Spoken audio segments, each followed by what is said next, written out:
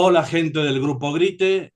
Nosotros hemos tenido muchas veces invitados que son grandes cineastas y a veces grandes novelistas. Hoy contamos con un gran cineasta y un gran novelista, Nicholas Meyer.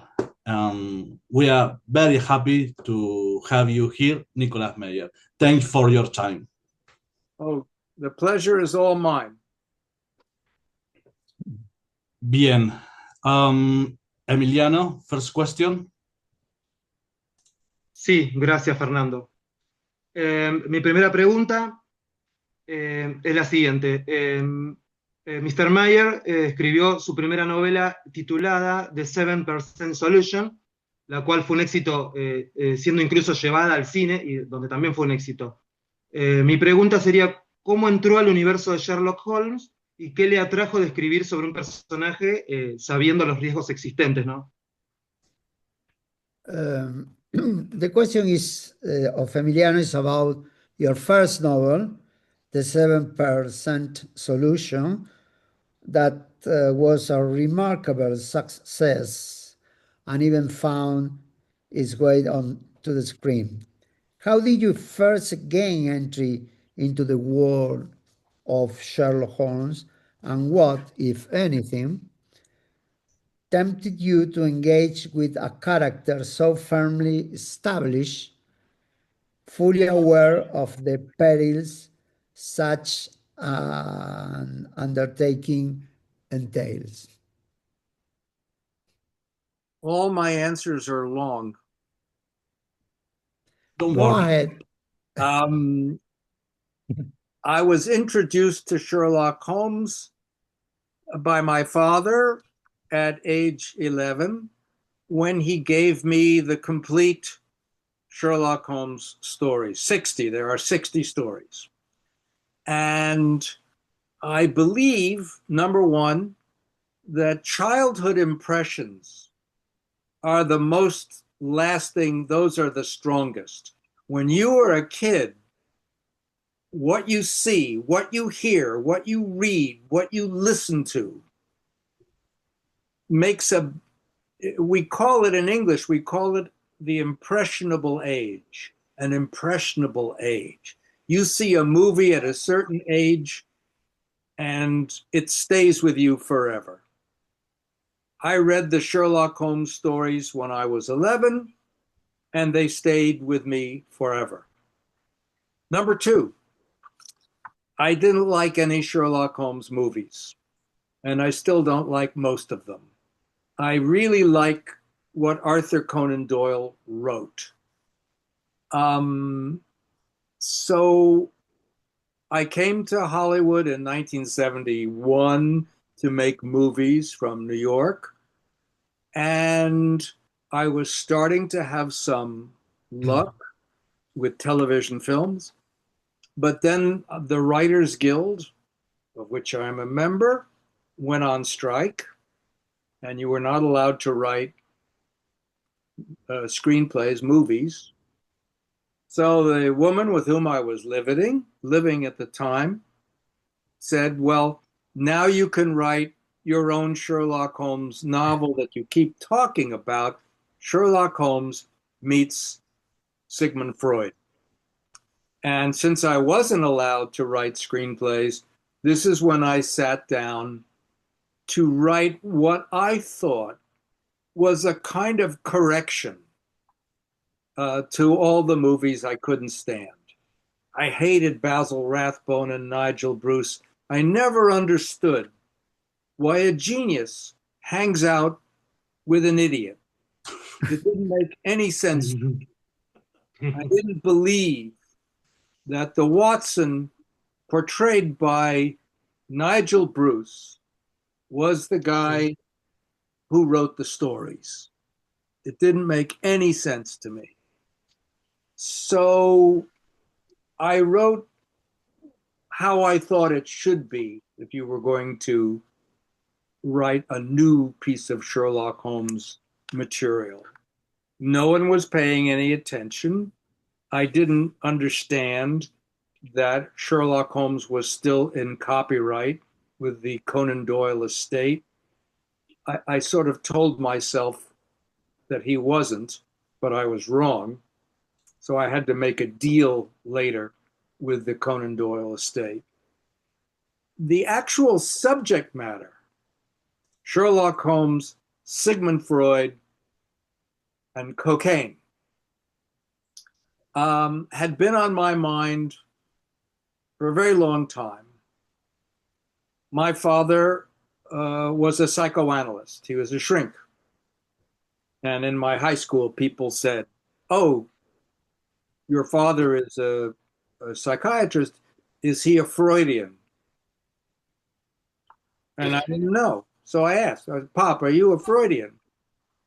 And he said, "Well, it's kind of a silly question because you can't discuss the history of psychoanalysis and not at least begin with Sigmund Freud.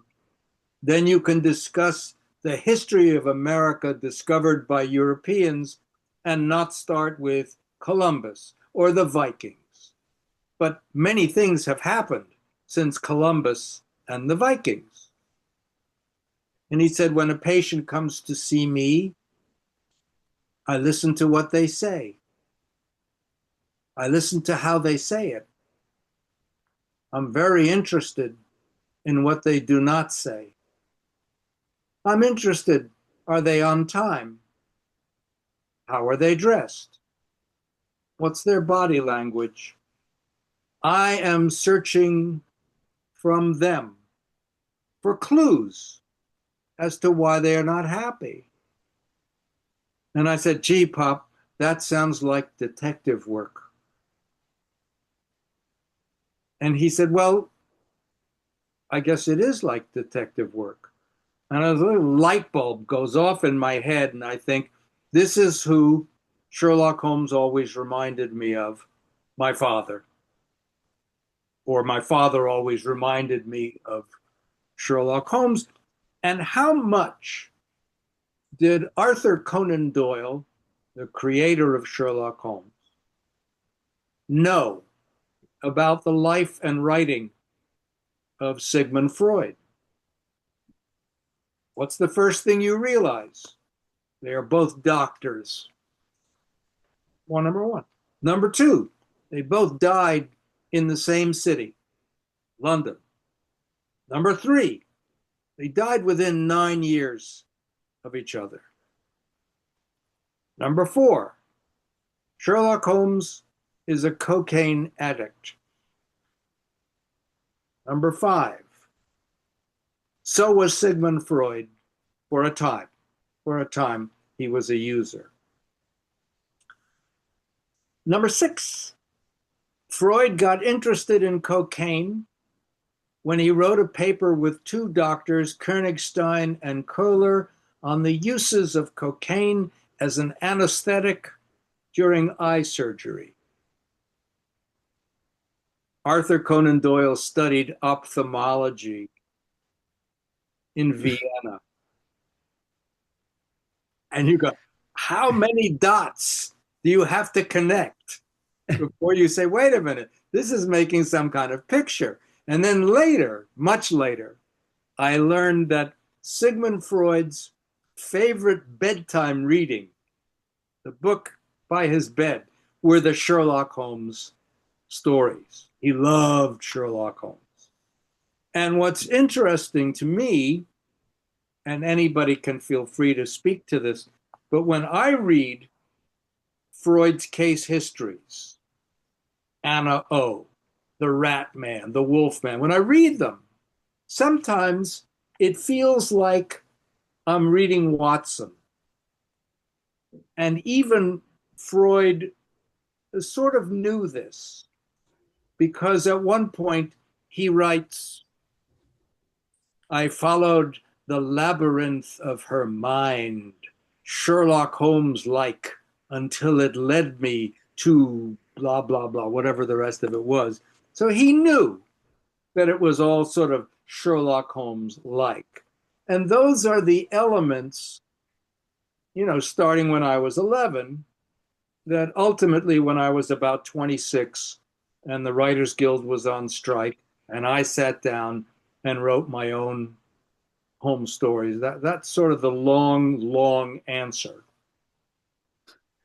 Thank you very much. Sorry, indeed. sorry it was so Thank long. you. Amazing, amazing. No, it was perfect. Siguiendo Fair. con Sherlock Holmes, una de las cosas que uno puede notar leyendo las novelas que Meyer escribió sobre Holmes es que es un Sherlock Holmes más humano, más imperfecto. No es un personaje al cual todos se inclinan y todos temen. ¿Esta intención de desacralizar a Sherlock Holmes fue intencional? Keep going with Sherlock Holmes. Fernando asks that in your work, Sherlock Holmes appears distinctively more human, more fallible, less untouchable than the figure before whom others so often tremble. Was this gentle desacralization a conscious artistic decision of your part? Well, it's a very good question. The first thing I would have to say is I'm not sure that I agree. I think the question seems to refer maybe to Sherlock Holmes in the movies and not to Sherlock Holmes on the page. Because in the original, in Arthur Conan Doyle, Sherlock Holmes is a drug addict. Sherlock Holmes makes mistakes. Sherlock Holmes is wrong. And sometimes he's wrong in ways that are unfortunate to read about. Sometimes he seems like an anti-Semitic person. Sometimes he seems like a racist person. Things that are not particularly attractive.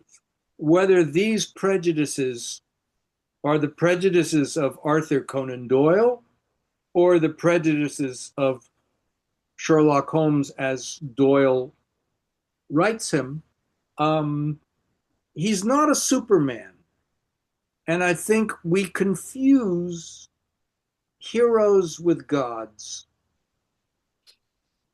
And we have this expression, feet of clay, when somebody is not perfect. Holmes is not perfect. He makes mistakes. He loses cases.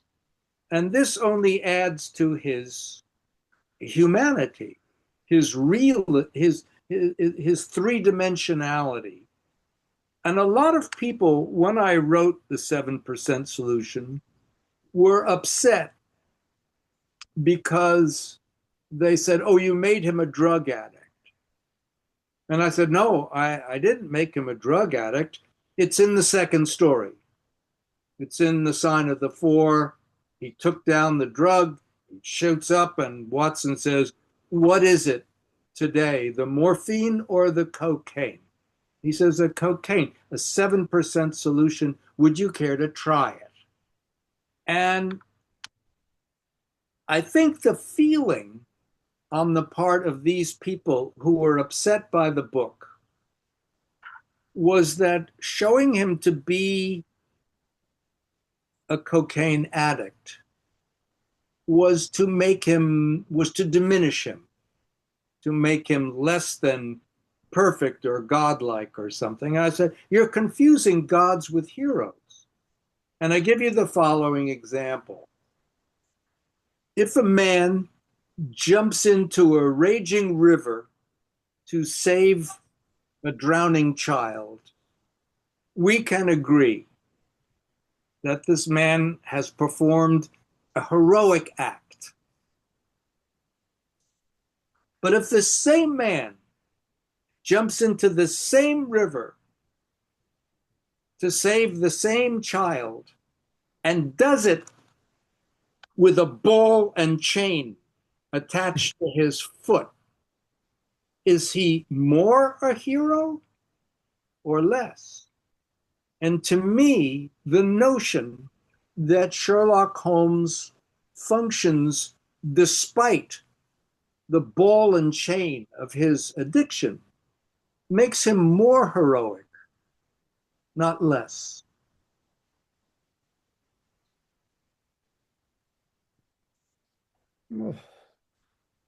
Emiliano.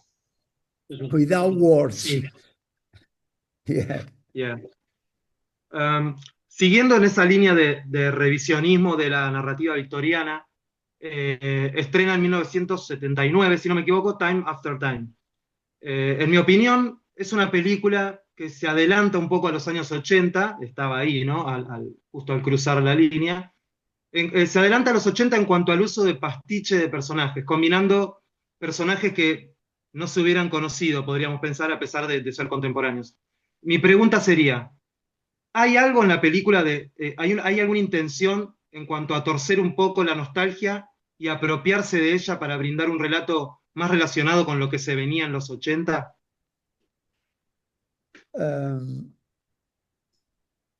Emiliano said that Time After Time was, in many respects, ahead of its moment, particularly in its playful yet incisive use of pastiche, bringing together characters who, despite being contemporaries, would never have met. Were you consciously bending nostalgia to your own purposes in order to speak to the cultural sensibility that would soon define the 80s? What a great, you guys ask really complicated questions. So my answers have to be complicated. I'm sorry. The first thing I have to say is that the idea for Time After Time was not mine. It belongs to a man who called himself Carl Alexander. I knew him at university. When the 7% Solution was on the bestseller list, he contacted me and he said, I'm writing a novel which is sort of inspired by the 7% Solution. And I have 65 pages and an outline. Could you read it and tell me what you think? And I said, sure. So I read his 65 pages, which was H.G. Wells and Jack the Ripper, time travel, San Francisco. It was all there. And I had a whole bunch of notes that I gave him. And I didn't think any more about it, except that I couldn't stop thinking about it. I just thought, what a cool idea. I would never have come up with this in a million years, but gee, wouldn't it make a good movie? And wouldn't it make a good movie because, among other things, it wouldn't be very expensive. It would just be two guys in Victorian outfits running around San Francisco. I don't know if you or your listeners are familiar with a movie by the French director Jean-Luc Godard called Alphaville. Well, you all know Alphaville. Okay. So I thought, I had seen Alphaville and I thought, well, this is great. You just rename everything, but they're the same things. So I thought, gee, what a shame. He's writing it as a book, but it's really a movie. And then I woke up in the middle of the night and said, you're an idiot. Why don't you just option his material and then write your screenplay? Maybe they'll let you direct it. And which is what I did. And when I wrote my screenplay, I gave it to him. I gave it to Carl, and I said, help yourself. take whatever you want and put it in your book. Because I figure, what's the worst could happen? He'll publish his book, I'll make my movie, and it'll be good, publicity. So that's how it got done. I don't think I was thinking very much about putting real people together with pretend people. I did that with Holmes and Freud, I guess. But so did E.L. Doctorow when he wrote Ragtime. And I think what we call historical novels do this all the time. They put people together with real people, with fictitious people, and you make them into a story. So I didn't tell myself that I was doing anything different than other people who'd put real people and fictitious people together. On the one hand, I didn't make up the story. On the other, although I changed it, I think I improved it. I can't remember the question, but this is definitely my answer. It's very good. The question was that in some way you were advanced of the 80s with this ensemblage of different stuff. Maybe I'm not sure I was paying attention. All right. Next. Ok. Bueno, Mr. Meyer tuvo la oportunidad de entrar al mundo de Star Trek dirigiendo dos entregas cinematográficas, el segundo y el sexto episodio de Wrath of Khan and the Undiscovered Country, además de realizar o colaborar en el guión de Voyage Home. Bueno, mi pregunta sería, ¿cómo llegó a esa franquicia? Well, Ariana said that you enter in the world of Star Trek by directing The Wrath of Khan and the Undiscovered Country, as well as writing The Voyage Home. How did the invitation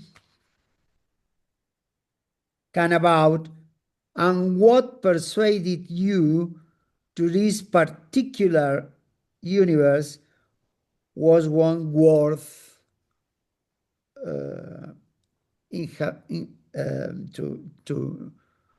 perform? Well, this is what I think the question is, but correct me if I'm wrong. All right. I never saw Star Trek. I didn't know anything about it.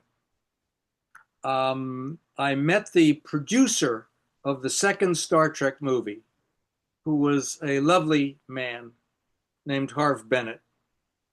And he basically was a television producer. He made the $6 Million Man. He made Mod Squad, and he'd never produced a movie. Paramount wanted a second Star Trek movie because the first Star Trek movie, which cost way too much money, cost $45 million in 1979, was crazy. But it still made money. So they wanted another Trek movie. And because Harv Bennett came out of television, they thought maybe television could do it cheaper. And they weren't wrong. They were not wrong. And Harv watched all 79 episodes or whatever. And he met me. I didn't know anything about Star Trek at all. And he showed me some of the episodes. And he showed me the movie. And I sort of didn't understand a lot of what I was looking at. Because I think very slowly. I read very slowly. Everything happens with me very slowly. So I thought about the Star Trek that they were showing me. And I thought, what is it about Star Trek that I understand? what does it remind me of? Because it reminds me of something that I like. So I don't know how much time, whether it was a week or 2 weeks, I wake up and I go, yes. This reminds me of those other books that I read when I was 13 years old about the adventures of Captain Horatio Hornblower.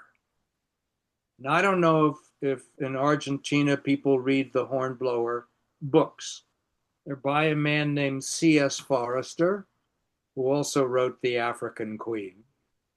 And Hornblower is a captain in the Royal Navy during the Napoleonic Wars. And he has many adventures. He starts as a midshipman, then he becomes a lieutenant, then he becomes a captain, then he becomes an admiral. And his career, more or less, parallels the career of Lord Nelson. In fact, the fact that he's named Horatio Hornblower is sort of the giveaway. Hornblower is a fictionalized version of Horatio Lord Nelson. And I thought, so wait a minute, Star Trek is like Hornblower in outer space. It's the Navy. And I thought, oh, okay, I know how to do that. We're talking destroyers, we're talking submarines. I get it, I get it, I get it. And that's how I became involved. They had 5 different scripts trying to do a second Star Trek movie. And they weren't happy with any of them. And so I read them. And I said, why don't we make a list? Why don't we make a list of what we like in these 5 scripts? Could be the big plot, could be the subplot, could be a sequence, could be a scene, could be a character, could be a line of dialogue. I don't care. Let's just make the list. And then I will try to write a new screenplay and put in as many of the things that's in the list. And that's sort of how we did it. We picked Kirk Meets His Son. We picked the Genesis Project. We picked Khan. We picked Lieutenant Savick. We picked the simulator scene that was on page 40 of draft. I don't know what draft it was. And I moved it up first and so on. And it was like, I don't know if you have Rubik's Cubes in Argentina. It was like playing with a Rubik's Cube, which, by the way, I'm no good at. But somehow, and then I wrote all the dialogue the way I wanted it to be. It's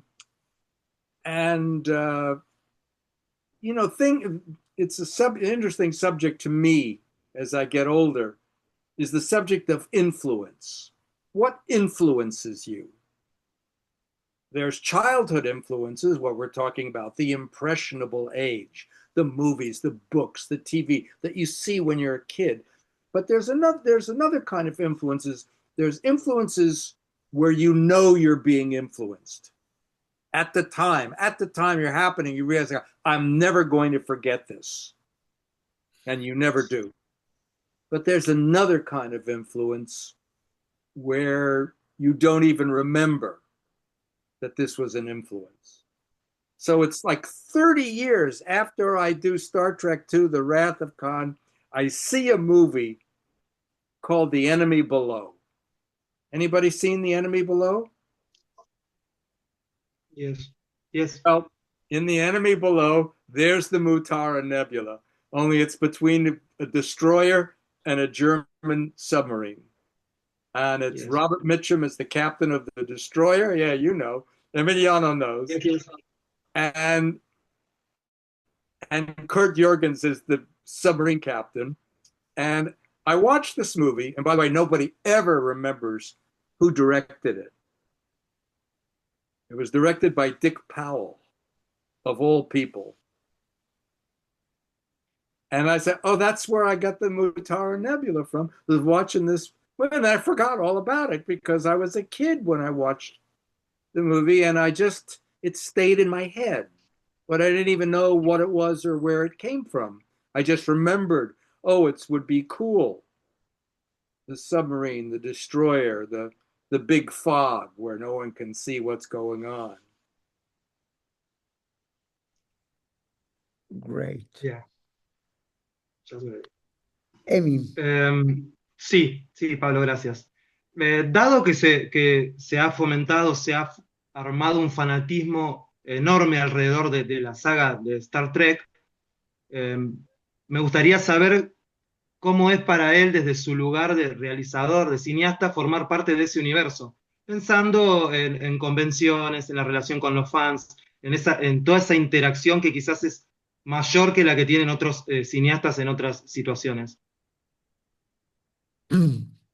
Given that the Star Trek fandom, the Trekkies, there is a huge amount of people, of fans, and they may TrekCon and whatever, all around the world with the main figures and characters and cosplay and all the stuff. Emiliano said that what is it like to belong to a cultural universe of such extraordinary devotion, particularly in terms of conventions and your relationship with the fandom, given the almost mythic fervor that has grown around Star Trek? I have a complicated relationship with fans. I appreciate the fans. Without the fans, you're nowhere. You're nothing. But as the French director Robert Bresson once said, my job is not to find out what the public want and give it to them. My job is to make the public want what I want. As far as I'm concerned, art is not a democracy, and I don't believe that the fans know what they want until they get it. If it was up to the fans, Spock would not have died. So in a way, I don't really care what the fans think. I hope they like what I do. But I can't worry. I would never tell you a joke that I didn't think was funny. I have to think it's funny first. I can't make the movie to please you. I have to make the movie to please me and hope that if I like it, other people will like it. But I cannot second guess millions of people I never met. I would never tell you a joke that I didn't think was funny. Because if I don't think it's funny, I won't get the laugh. I know it. If people don't like my art, my book, my movie, whatever, you don't have to buy it, you don't have to watch it, you don't have to read it. But if you sign on board, if you decide to watch, then you're in my hands and you have to trust me. And by the way, if it's on a TV and you don't like it, you can turn it off. Right. Yeah, you have a point. A very good point. As quoting Captain James Tiberius Kirk in a convention, get alive, people. Okay. This is not what I would say, and I will say this. It's not a question you asked, but I put it out there for us to think about. There are many artists who grumble, who are unhappy because they feel they are appreciated for the wrong reasons. There are people who, Arthur Conan Doyle, for example, the creator of Sherlock Holmes. But he was also a novelist who wrote historical novels. He wrote science fiction. He wrote lots of other things that he put in much more effort, much more research. The White Company, Sir Nigel, The Day the Earth Screamed, what was it called? The Lost World. And some of these are enormously popular, but they don't compare with these Sherlock Holmes stories that he could write one in a week. And he sort of was annoyed with Holmes, and he kept trying to kill off Sherlock Holmes. He said, he takes my mind from better things. But I think what he means is he took my reader's mind from better things. And the people who, the English composer, Arthur Sullivan, who was supposedly the English Mendelssohn, the shining white hope of English music in the late 19th century. But why is he remembered? He's remembered because of Gilbert and Sullivan, those comic operettas that they wrote. I don't know how popular they are in Argentina, but they're kind of brilliant. But Sullivan was disappointed that if he was knighted by the Queen, Sir Arthur Sullivan, was it because of these silly operas that he wrote with Gilbert? And he felt he was being appreciated for the wrong reason. I do not have this problem. If somebody appreciates me for anything, I'm happy. And I just feel lucky. I felt lucky with Sherlock Holmes, lucky with Star Trek, and I suppose luckiest of all with The Day After, which we haven't even talked about.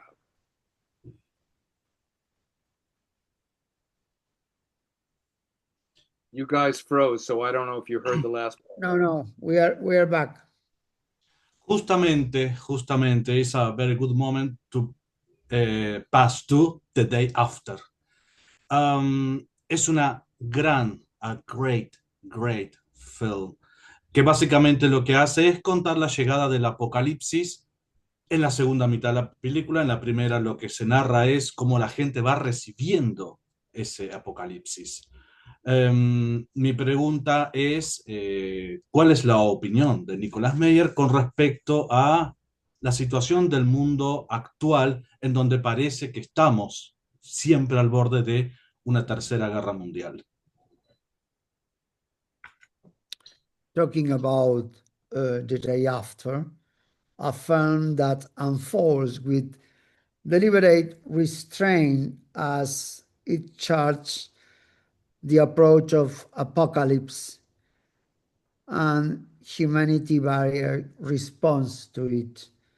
How do you view the present war in which the spectre of the third war often feels disturbingly proximate? The world we live in now is terrifying. It's terrifying. This country, my country, the United States, is led by a crazy person. Donald Trump is out of his mind, and nobody has the courage to say no. The result of the day after my television movie was that President Ronald Reagan, who came to power believing in a winnable nuclear war, saw the movie,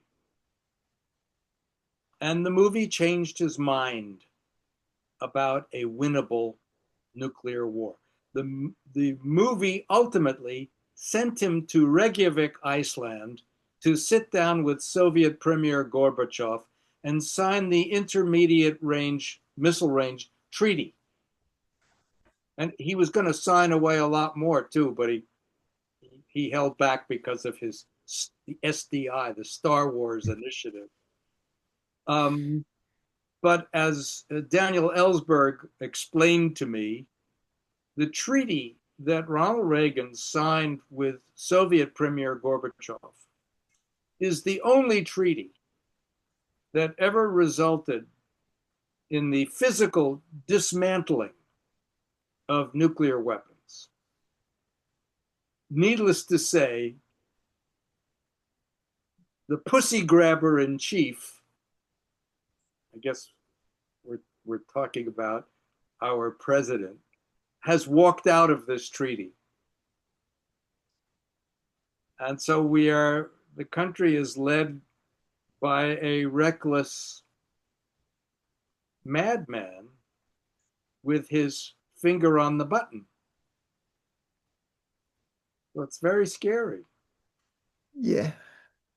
Sure. Indeed. Fer. Pasando entonces a otro tema, Nicholas Meyer dirigió The Pied Piper o Hamelin, el flautista de Hamelin para la lengua castellana, para la serie de televisión Fairy Tale Theater.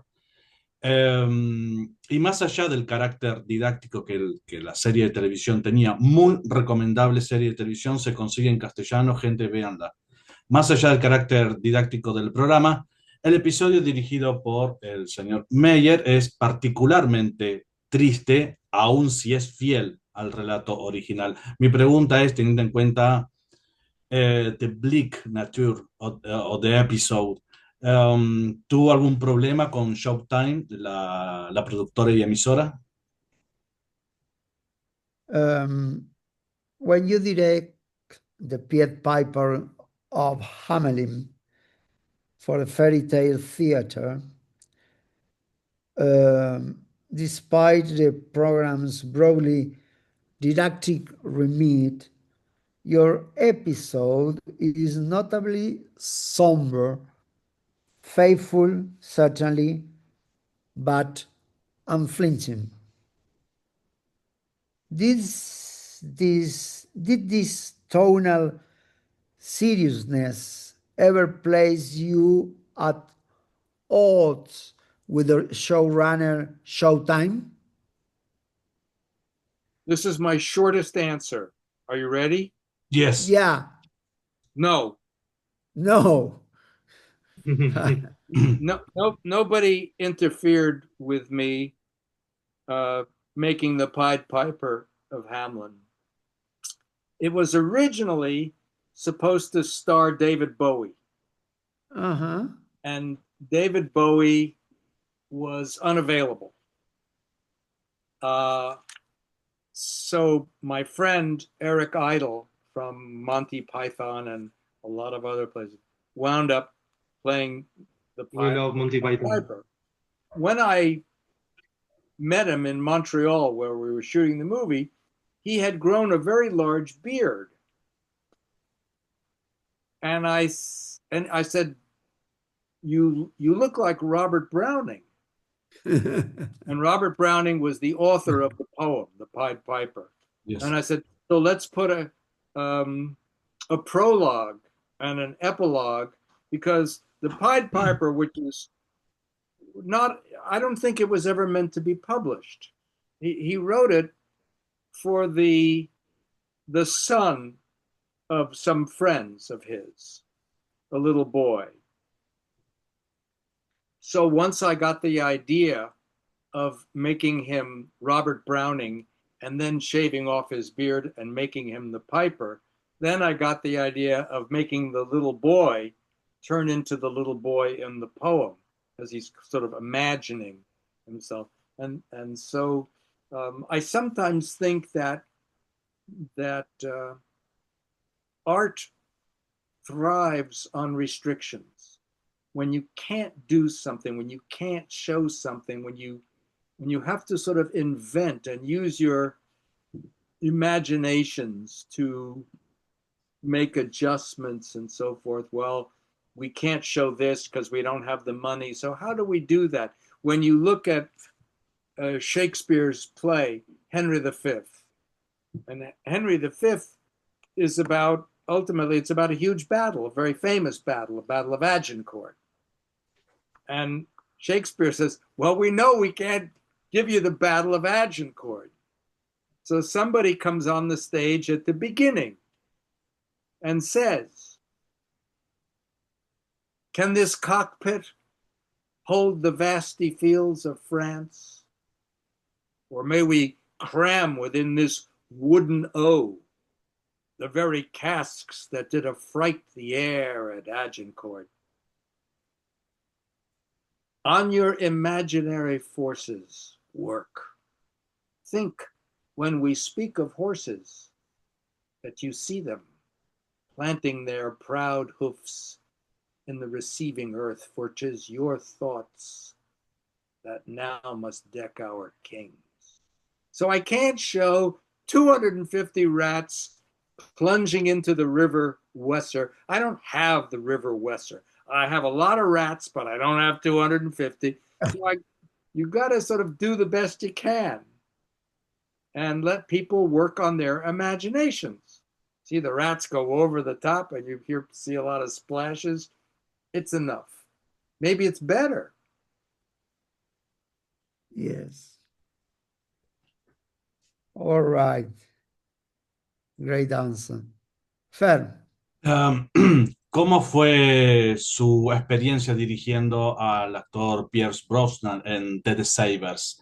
En mi opinión, mi humilde, humble opinion, es the best acting I ever see in Pierce Brosnan.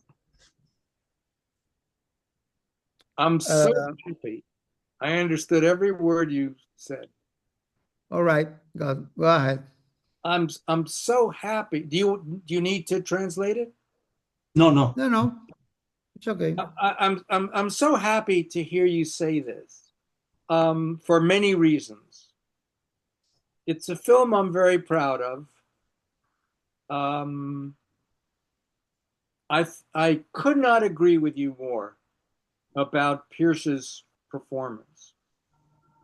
Pierce and I became friends on that movie, and we have stayed friends to this day. Sometimes for sad reasons. His wife died a year before my wife died. But, you know, he's remarried, he's happy, and I've been with the same girl for 10 years. I'm happy. He wrote me the other day and said, Happy Hanukkah. Is it Hanukkah? Is it Happy Hanukkah? And I've seen The Deceivers not long ago. I showed it to somebody. And I think it's a pretty good movie. And I think he is amazing in this movie.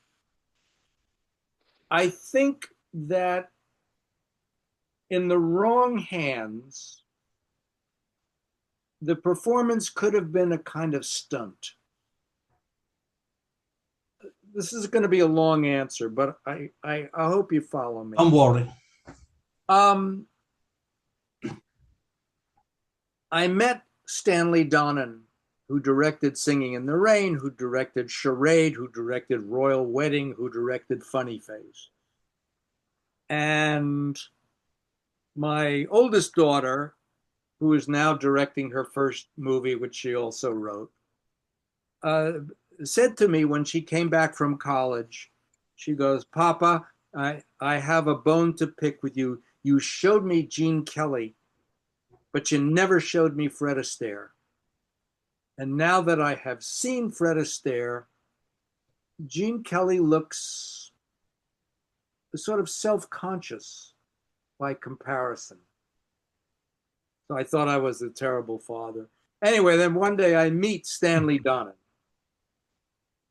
And I said I was with my daughter, and she made the same little speech.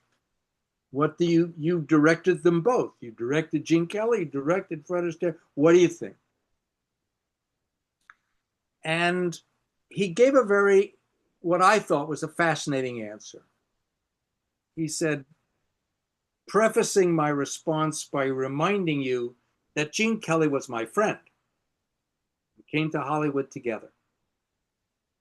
He said, I think you're right, and this is why. Among the many distinctions and divisions that you can make with artists is this one. There are artists who never permit you to forget that you are experiencing them. Marlon Brando, you always know it's Marlon Brando. It isn't Stanley Kowalski. It isn't Terry Malloy. It's Marlon Brando as Terry Malloy. Marlon Brando as Stanley Kowalski. When you look at a movie directed by Federico Fellini, you are not permitted to forget that it is Federico Fellini. John Ford, you know John Ford right away. And then there are what Stanley Donen called the great invisibles, where you can't see it happening. It's just happening. When you look at Alec Guinness, where's Alec Guinness? When you look at Vittorio De Sica, the bicycle thieves, where's the director? Where is Vittorio De Sica? Invisible. The camera is just there. And by the way, he said, I'm not saying that one kind is better than the other. He said, let's be honest. The world, movies, the stage would be a poorer place without Marlon Brando. Movies would be less interesting without Fellini. He said, but if you're asking me, the artist to which I aspired to be was not Gene, was Fred Astaire, where you couldn't see it happening. What I love about Pierce in The Deceivers is you can't see it happening.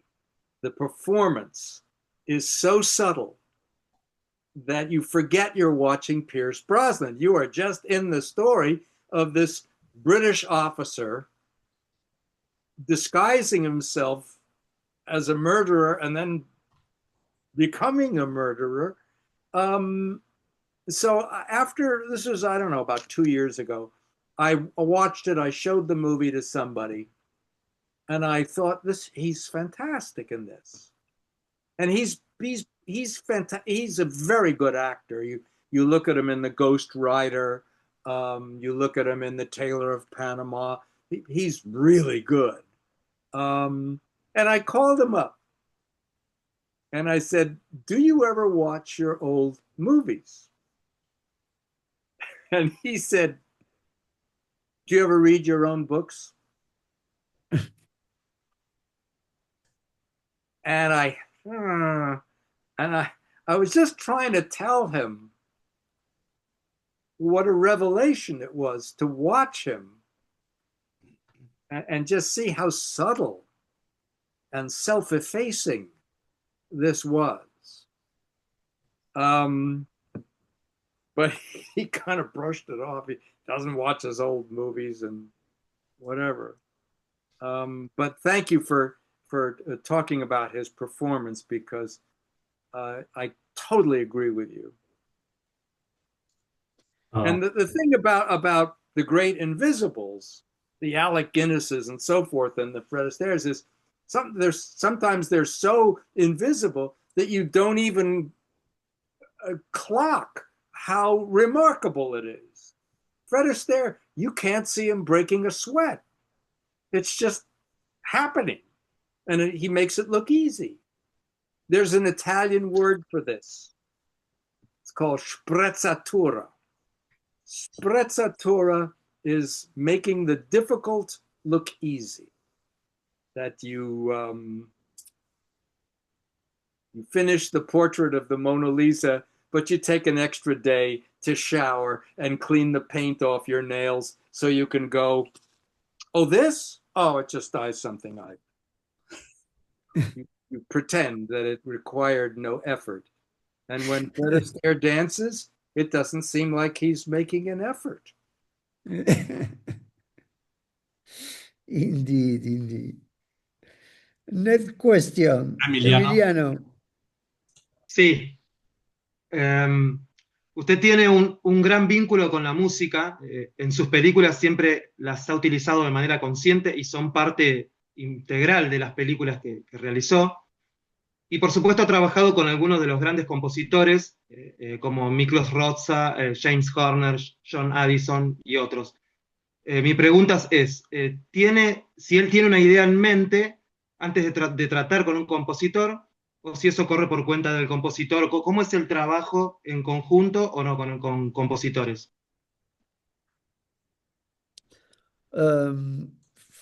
Emiliano said that music has always occupied a central and unusually thoughtful place in your work, and you have collaborated with composers of formidable stature like Miklos Rozsa, James Horner, John Addison, among others. Do you typically approach a composer with a clear musical conception, or do you prefer to allow the score to emerge from their sensibility? Another really thoughtful question. I should preface my answer by pointing out, and you may know this already, that I come from a family of musicians. My mother was a concert pianist. My grandfather, one of my grandfathers, was a violinist in the Boston Symphony, and he was trained at the St. Petersburg Conservatory. My sister teaches violin here in Beverly Hills. And so I grew up surrounded by what we call classical music, and I have a fairly comprehensive knowledge, and I'm a big fan of film music. I have a big film music collection. And that knowledge certainly influences the way I think about the scores for my films. I'm not really a rock and roller, but if the movie called for it, I would certainly try to find a rock and roll score. When I picked Miklos Rozsa, I picked him because Time After Time is a story about a 19th century person who goes into the 20th century, and I wanted the score to represent H.G. Wells's sensibility. It's a different sensibility. And I also was looking for a composer who, in my opinion, did very well with fantasy. And ever since seeing The Thief of Baghdad, I thought Rozsa was the perfect person to combine these two things. When I met him, which was a big thrill for me because of all the movies Ben-Hur, El Cid, Spellbound, Naked City, The Jungle Book, The Thief of on and on and on, was a big deal for me. As you may recall in the movie, the Ripper has a musical watch. And I wanted a very innocent little theme to come out of the watch.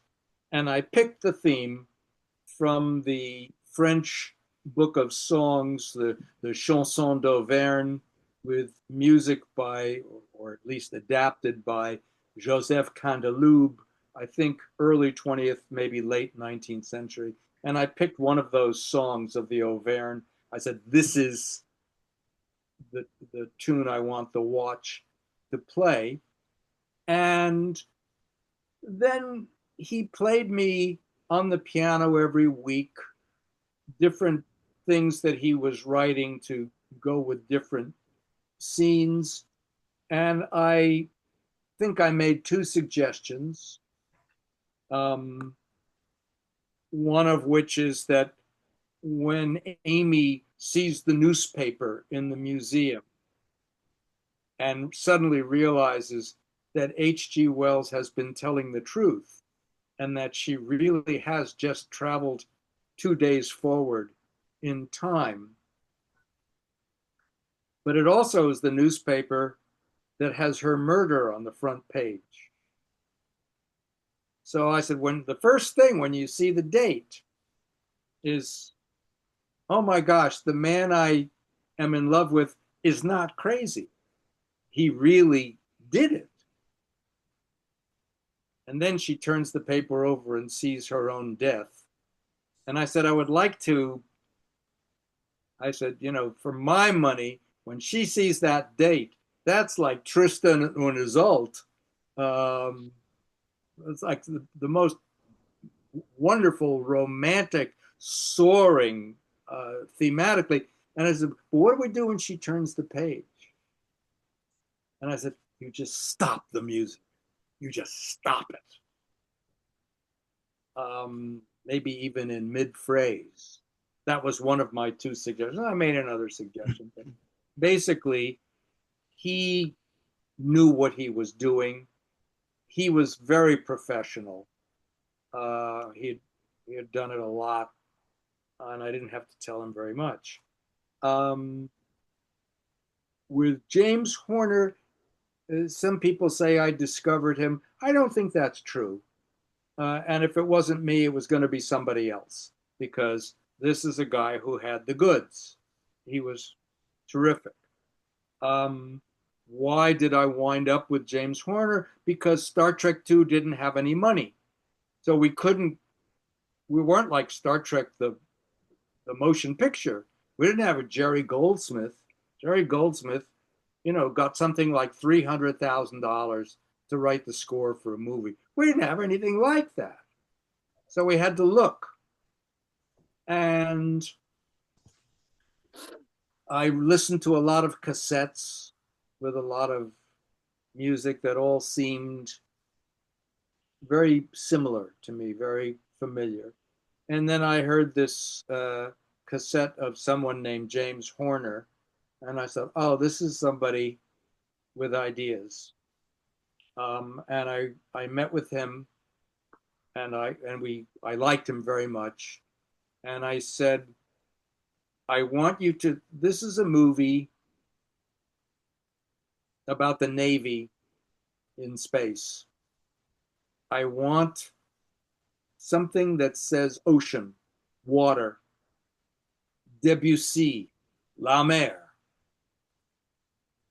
And he understood what I was saying, and he came back and gave me a version of La Mer, and then he took it even further, because the greatest sequence in the movie, from a musical standpoint, is the departure of the Enterprise from space dock. And when the lights go on and this music, you get goosebumps. And he's what's putting that across. When I did Star Trek VI, which you did not refer to, Again, I couldn't even afford James Horner by that time because he was now too expensive. So I found a composer named Cliff Idleman. And with Cliff, I said, this is a movie about the Klingons. And I'm tired of the big marches that ever since Star Wars, we always have the big Korngold-esque, the John Williams, the James, the marches, the big marches, or Star Trek IV, Leonard Rosenman. I want to do something different. This is a movie about a people that we don't know much about. The Klingons, brooding, mysterious. I said, I want you to listen to the opening minute and a half of Stravinsky, The Firebird, and go from there. And he did. With the 7% solution, which I did not direct, I wrote.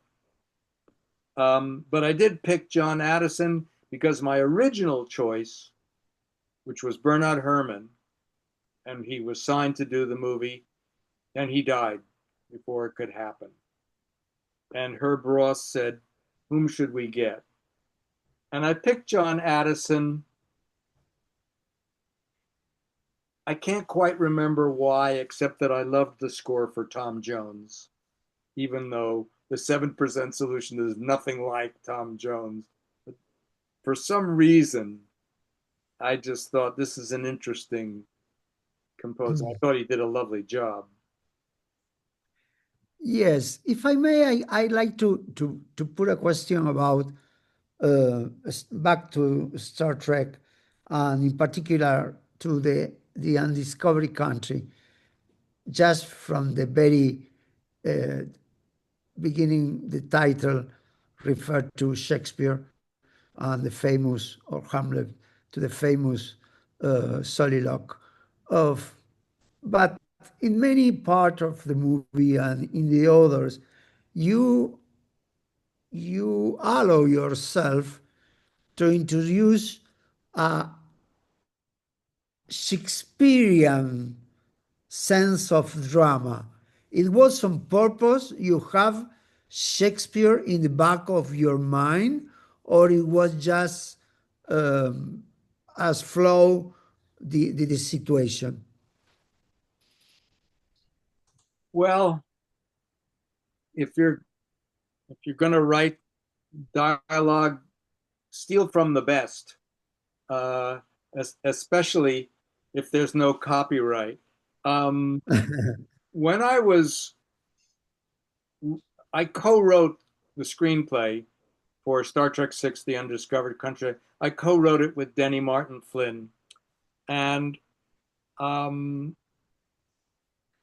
I had been listening to a CD that I had of Christopher Plummer reading Shakespeare. And I just was drunk listening to this. And so when it was time to write a villain, we needed somebody like Khan, a worthy opponent. So I thought General Chang, the Klingon general, and instead of Moby Dick and Melville, which is already very Shakespearean, by the way, Yes, indeed. I would have General Chang. I would get. It's the only time I ever did this. I said to my casting director, "You've got to get me Christopher Plummer, or there's no movie." And she got him. And I just put a lot of Shakespeare in his mouth because I love to hear him recite it. Having said that, I remember that during World War II or before World War II, the Germans liked to insist that Shakespeare had been German. You've never really appreciated Shakespeare until you've heard him in the original German. So I used that to you've never heard Shakespeare till you've heard him in the original Klingon. Exactly. And so I just got Chris to be able to say a lot of his dialogue out of Shakespeare, because Shakespeare writes the best dialogue. Great, great. The final one said to be or not to be is perfect.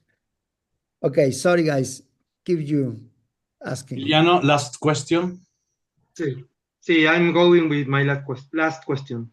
Más allá de las obvias diferencias entre las estructuras narrativas de un guión y la estructura narrativa de una novela, ¿en qué difiere su proceso creativo en ambas situaciones? Y como una segunda pregunta, ¿qué forma de escritura disfrutaría más de las dos? Emmy said that beyond the obvious structural distinctions between a screenplay and a novel, how does your creative process differ when working in each form? And a second question, if pressed, which mode of writing affords you the greater pleasure? They're great questions. Thank you. A novel can be anything. Novel can be short, it can be long, it can be written in the first person, it can be written in the third person, it can even be written in the second person, someone's done it. And you are in complete control. You are only limited by your own ability. A screenplay, for many reasons, is very, very different. A movie, pretty much, we're talking about movies, we're not talking about miniseries. A movie is a 2-hour or 2.5-hour affair. A movie is a drama. A novel doesn't have to be a drama. And when I say a drama, I'm including comedy, but basically the way drama works is not the way a novel has to work at all. A drama works like this, and I'm now quoting Aristotle. The drama asks a question. The audience stays to find out the answer to the question. When the question is answered, the audience goes home. Will Romeo get Juliet? Will Hamlet kill the king?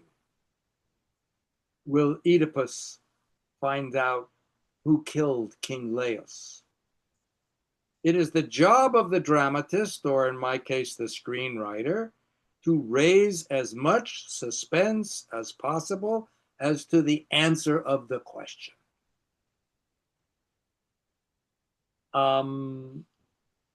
That's not necessarily the form of a novel at all, but it tends to be the form of a movie.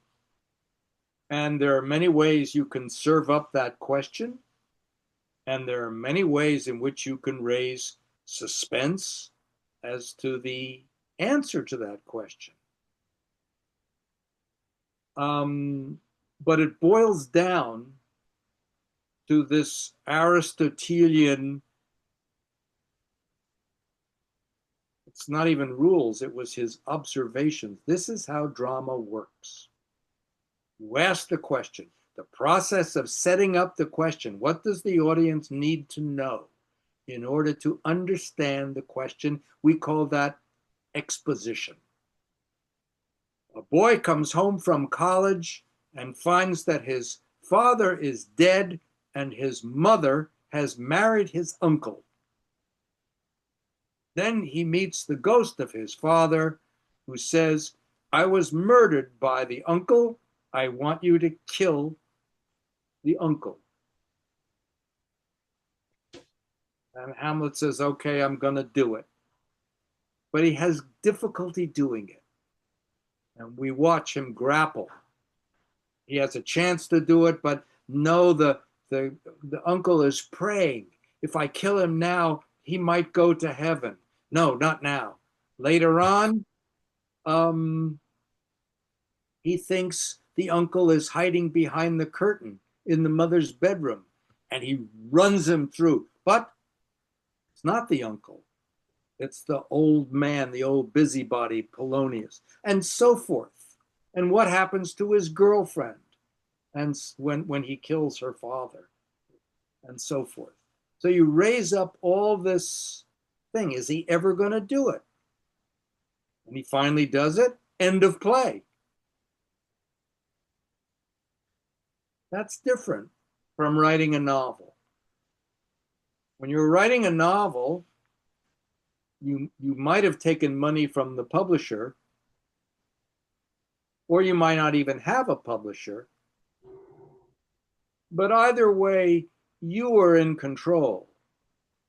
When you're writing as a work for hire, you can write a screenplay on spec. Time after time, I wrote on spec, which means I didn't have a buyer. I didn't know what was going to happen to it. I just wrote it, and I got lucky. Lucky is important. Lucky is always important. But you could write a screenplay and not sell it. Nobody buys it. I think most of my best screenplays, even if somebody paid for them, they've never been filmed. But when you are writing for hire, you are answerable to the people who are writing the checks. You're hired to do this. So you have to give them some version of what you were hired to do. If you turn in something completely different than what was agreed upon, they're going to be pissed off, and they'll be right to be pissed off because you broke the agreement. So in writing a screenplay, unless it's a spec script, you are writing for other masters, the director, the star, the producer, whatever. It's a whole different discipline. I don't know which I like better. I like writing screenplays. I find them fun. Novels, I enjoy writing them, but it's more work. Bien. Ese dilema. There's no rules, there's no guidelines. Para terminar entonces y agradeciéndole muchísimo su tiempo a Nicholas Meyer, la pregunta con la que Pablo, Emiliano y yo siempre cerramos, Pablo, que es, ¿en qué está trabajando ahora?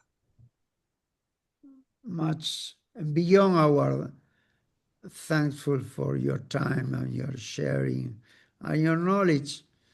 We always finish these conversations with the same question for all our interviewers. If you can tell us about it, what you are up to. Well, I just published my 7th Sherlock Holmes novel, Sherlock Holmes and the Real Thing, which is about art forgery. And I think that's probably the last one, only because I don't want to start repeating myself. I have television projects that are in the works. I did the Medici Masters of Florence with Frank Spotnitz. And there are 2 television series that I'm trying to get off the ground. It's difficult. Times in Hollywood at the moment are very strange. And they got even stranger this week, as I'm sure you know. Yeah. Yes, Yeah. we know. Awful, awful. Okay. Once again, we really appreciate your time, all your knowledge, your generosity of sharing and going deep deep down in the basis of the job, the state of the art, the way the passion with the way you do. Thank you. So we really appreciate. We learn a lot, Yes, indeed. and we are we take for granted that our audience will enjoy your interview a lot. So once again, thank you very much. You were very, very generous, and we really appreciate your time and your generosity. Oh, you're welcome. I hope it goes okay. Yes. Yeah, It was indeed. more than okay. Thank you very much indeed. Bye-bye. Bye-bye. Bye bye.